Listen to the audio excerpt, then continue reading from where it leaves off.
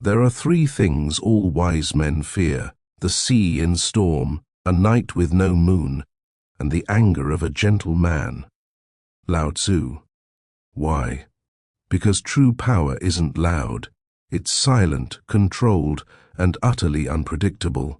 The gentlest souls harbor the deepest rivers, and when they finally overflow, empires crumble. What if the most dangerous person in the room isn't the one shouting threats, but the one who doesn't need to? The masters of strategy, Sun Tzu, Machiavelli, Marcus Aurelius, all understood a truth that modern society has forgotten. Fear isn't taken through force. It's earned through unshakable discipline and the silent certainty that accompanies true power. And today, you'll learn how to master it, not to dominate others, but to stand so firmly in your own sovereignty that no one dares to tread upon it. Introduction. You've seen them before, those rare individuals who walk into a room and change the air without saying a word. Their presence creates a gravitational pull that others can't help but notice. This isn't about intimidation through aggression. It's about strategic invisibility, a concept borrowed from the most profound philosophical traditions across cultures. The samurai called it heiho, the strategy of appearing simultaneously everywhere and nowhere. The Stoics named it apatheia, not emptiness of feeling, but freedom from being controlled by passion. And modern psychology identifies it as presence, the ability to occupy space completely without apology. By the end of our journey today, you'll understand and be able to wield three lethal tactics that have been used by history's most feared and respected figures. 1. The art of unreadability, why showing nothing is infinitely stronger than displaying rage. 2. The silence of the predator, how saying less makes you feared more. 3. The aura of inevitability, why consistency terrifies enemies more than any threat of violence. These aren't tricks, they're disciplines, ancient wisdom that requires practice but yields extraordinary results. Let's begin. Point number 1. The art of unreadability. The samurai called it mushin, no mind. A state where your face reveals nothing and your emotions are untraceable. The Stoics called it apatheia, not indifference, but immunity to provocation. In both Eastern and Western philosophy, this concept emerges again and again. True power lies not in explosive reaction, but in containment. Seneca, the Roman Stoic philosopher, put it this way: to be everywhere is to be nowhere. When you react to everything, you control nothing. When you reveal all your thoughts on your face, you become transparent and therefore predictable. When Miyamoto Musashi, Japan's legendary undefeated swordsman, faced an opponent, he didn't pace or posture. He stood perfectly still, breathing slowly, face blank as fresh snow. His enemies would panic in this void of information, swinging wildly, desperately trying to provoke a response, while he waited for their inevitable mistake. In one famous duel, his opponent, Sasaki Kojiro, arrived early, attempting to unsettle Musashi. But Musashi deliberately arrived late, carved a wooden sword from a boat oar on his way, and appeared utterly unconcerned. This complete unreadability so unnerved Kojiro that Musashi defeated him with a single strike. Think of Vladimir Putin in diplomatic negotiations. Regardless of what you think of his politics, his facial control is a masterclass in unreadability. His opponents never know if he's bluffing or deadly serious, creating a constant state of uncertainty. The Stoic philosopher Epictetus taught that showing emotion is giving away power. Make it your study to draw back within yourself. The wild beast lurks in wait for you. You will fall into the trap if you venture outside. This isn't about being emotionless. It's about being sovereign over your emotions. Feel everything, but reveal only what serves your purpose. Your enemy's greatest weapon is predicting you. If they can anticipate your reactions, they control the board. By becoming unreadable, you force them to play against a ghost, and ghosts cannot be defeated through conventional means. Next time you're provoked, whether in a meeting, an argument, or a tense negotiation, focus only on your breath. 4 seconds in, 4 seconds hold, 4 seconds out. Let your face become still water. Let them wonder, what is he thinking? What is he planning? Remember, uncertainty is fear's fuel. When people cannot read you, their minds fill the void with their own anxieties and fears. The less you show, the more they imagine, and what they imagine will always be more terrifying than anything you could say. The French philosopher Blaise Pascal observed, "All of humanity's problems stem from man's inability to sit quietly in a room alone." When you master stillness within yourself, you bring that stillness into every confrontation, and nothing disturbs an aggressor more than stillness in the face of their attack. The true master of unreadability doesn't need to practice a poker face. They cultivate inner peace so profound that there is simply nothing to hide. As Lao Tzu said, "He who knows does not speak. He who speaks does not know."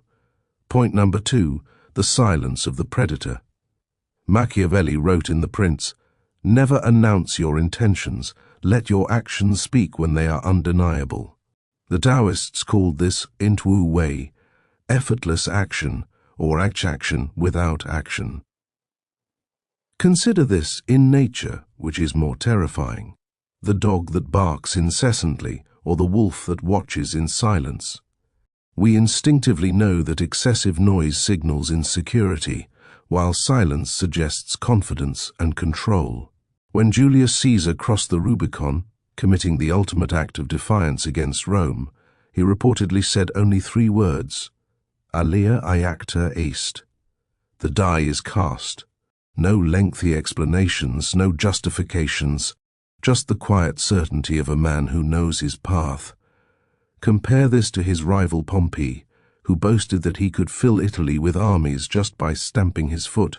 When the actual conflict came, Caesar's quiet resolve overwhelmed Pompey's empty bravado.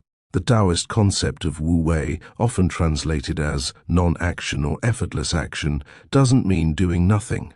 It means acting so naturally and at precisely the right moment that your action seems inevitable, not forced. As the Tao Te Ching states, to master does nothing, yet leaves nothing undone. This paradoxical wisdom points to action that flows from stillness, like a tiger that doesn't waste energy pacing, but strikes with perfect economy when the moment arrives. When insulted or challenged, implement the 5-second rule. Pause, breathe, count silently, 1, 2, 3, 4, 5. Then, if you must speak, reply with a question, not a defense. For example, enemy, "You're weak." You, silence. "Then do you really believe that?" Or, "What makes you so certain?" Now they must justify themselves. You've reversed the power dynamic without raising your voice or showing anger. Former Secretary of State Henry Kissinger was known for his strategic use of silence in negotiations. When presented with proposals, he would often remain silent for uncomfortably long periods, even if he had an immediate answer. This created space for others to reveal more information, second-guess themselves, or make concessions simply to break the tension. Humans are uncomfortable with silence. We rush to fill it, often with information we never intended to share. By embracing silence, you force others to confront not just you, but their own inner disquiet. Write this down. The quieter you become, the more they hear their own doubts. When you refuse to defend, explain, or elaborate, you deny your adversary the very thing they crave, your engagement. Without it, they're left shadowboxing with their own insecurities. The ancient Chinese military strategist Sun Tzu advised, "Let your plans be dark and impenetrable as night, and when you move, fall like a thunderbolt." This is the essence of strategic silence. You become invisible until the moment of decisive action. Notice that this isn't about lying or deception, it's about selective revelation. You don't need to announce your every thought and intention. As Machiavelli noted, people judge by appearances and results, not by the process in between. The Greek philosopher Heraclitus observed, "Nature loves to hide. The deepest truths are often unsaid, and the most profound power doesn't announce itself. By embracing strategic silence, you align yourself with this natural law, becoming not the lightning that briefly illuminates the sky, but the gravity that silently shapes everything around it. Point number 3. The aura of inevitability. Nietzsche wrote, "Beware the man who doesn't react. He is either above you or planning to bury you." The Stoics called it amor fati, loving your fate so completely no enemy can shake you. This is perhaps the most profound principle, developing such unshakable certainty in your path that others sense the futility of standing against you. When Cyrus the Great conquered Babylon in 539 BCE, he didn't gloat or massacre the population as was customary. Instead, he walked the streets alone, unarmed. He respected local customs and released prisoners. His confidence was so absolute, his behavior so contrary to expectations, that his enemies surrendered without a fight and welcomed him as a liberator rather than a conqueror. Cyrus had mastered what the ancient Greeks called ataraxia, imperturbability. His enemies sensed that resistance was futile not because of his armies, but because of his absolute certainty in his destiny. Nelson Mandela emerged from 27 years of imprisonment without bitterness or desire for revenge. This moral certainty, this refusal to be corrupted by circumstances, created an aura of inevitable triumph. His opponents sensed they could imprison his body but never his spirit, making his eventual victory seem foreordained. The Stoic concept of amor fati, love of fate, teaches us to not merely accept what happens, but to embrace it as necessary and perfect. As Marcus Aurelius wrote, "Accept the things to which fate binds you, and love the people with whom fate brings you together, but do so with all your heart." Nietzsche expanded this into his idea of eternal recurrence. Could you live your life in such a way that you would willingly relive it again and again for eternity? This creates a perspective where every challenge becomes not an obstacle, but an opportunity to demonstrate your unwavering commitment to your path. Every morning, declare to yourself, "No one can force me to react against my will." Then prove it throughout the day by responding rather than reacting, choosing your actions based on principles rather than provocations. Over time, people will notice this quality in you. They'll sense that attempting to manipulate you is futile. Your calm becomes a legend, and legends don't need to threaten. What makes inevitability so powerful? Humans are wired to conserve energy. When we sense that resistance will be futile, that a person or force will prevail regardless of our opposition, we naturally submit. It's not cowardice, it's evolutionary wisdom. By cultivating absolute certainty in your path, not arrogance but quiet conviction, you activate this deep psychological trigger in others. They sense that fighting you will only exhaust them, while you'll continue regardless. The Roman Emperor Marcus Aurelius practiced this principle by reminding himself daily of his mortality. By facing the ultimate inevitability, death, he freed himself from fear of lesser threats. As he wrote, "You have power over your mind, not outside events. Realize this, and you will find strength." This perspective creates an aura of imperturbability. When others see that neither fortune nor misfortune can shake your resolve, they recognize a power beyond ordinary intimidation tactics. This isn't just about strategy, it's about transformation. By practicing amor fati, you develop what the Buddhists call equanimity, the ability to stand in the center of the storm, undisturbed. When you no longer fight against what is, but instead channel that energy into what could be, you become unstoppable. Not through force, but through alignment with reality itself. The Danish philosopher Kierkegaard spoke of the knight of faith, someone who has made a complete commitment to their path beyond rational calculation. This total commitment creates a paradoxical freedom. When you are absolutely certain of your direction, obstacles become merely steps on your journey. To recap our journey through this ancient wisdom: 1. Unreadability leaves them guessing. When you master your expressions and emotions, you become an enigma that others cannot solve. Like the still water that reflects rather than reveals, you show others only themselves. 2. Silence forces them to confront themselves. When you refuse to fill the space with needless words, you create a void that others will fill with their own doubts and fears. The predator doesn't announce its presence, it watches and waits. 3. Inevitability makes resistance futile. When you love your fate so completely that nothing can shake you from your path, others sense the uselessness of opposition. Like water flowing downhill, you will find your way regardless of obstacles. These principles aren't about domination through fear. They're about earning respect through self-mastery. As the Stoics said, the best revenge is to not be like your enemy. While others shout to be heard, you'll speak only when necessary.